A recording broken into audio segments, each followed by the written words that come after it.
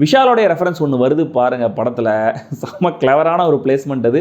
And கலகலப்பு, அன்பே சிவம், வந்தா ராஜாவா தான் வருவேன், மதகத ராஜான்னு தன்னுடைய படங்களுக்கு சுந்தர் சி பயங்கரமாக ரெஃபரன்ஸ் கொடுத்து நல்ல ஐடியாவாக பண்ணியிருக்காரு எல்லாத்தையும். ஆனால் ஓவர் டூ பண்ணல, அதெல்லாம் செட்டிலாக தான் பண்ணியிருக்காரு. அது நல்லா தான் இருந்துச்சு. அந்த ஃபிளிப் சைட் முதல் பாதி எனக்கு டைம் பாஸ் பரவாயில்ல அப்படிங்கிற லெவலில் தான் இருந்துச்சு. ஏன்னா என்னோட எதிர்பார்ப்புகள் இயக்குனர் சுந்தர் சி படங்கள் மேலே ரொம்ப ரொம்ப கம்மி தான். ஸோ அதனால் அப்படி இருந்துச்சு. பட் அதுவே எல்லாருக்கும் ஒர்க் அவுட் ஆகுமா அப்படிங்கிறது சந்தேகம் தான். அண்ட் அஃப்கோர்ஸ் லாஜிக்னா என்ன, மேக்ஸ் சாஃப்ட்வேர் தானே அப்படிங்கிற ரேஞ்சில் தான் படத்தில் லாஜிக்கை பிளேஸ் பண்ணியிருக்காங்க. ஃப்ளாஷ்பேக் முதற்கொண்டு எல்லாமே ஃபங்க்ஷனல் தான். ஃப்ளாஷ்பேக்குமே கூட ஆல்ரெடி நம்ம அரண்மனை படத்தில் வந்த ஃப்ளாஷ்பேக் தான். முனிஷ்காந்த் வடிவேலு காமெடி ட்ராக்குமே ஆல்ரெடி நம்ம சுந்தர் சி படங்களில் பார்த்தா காமெடி ட்ராக் கூட வேற ஒரு வெர்ஷன்ஸ் தான்.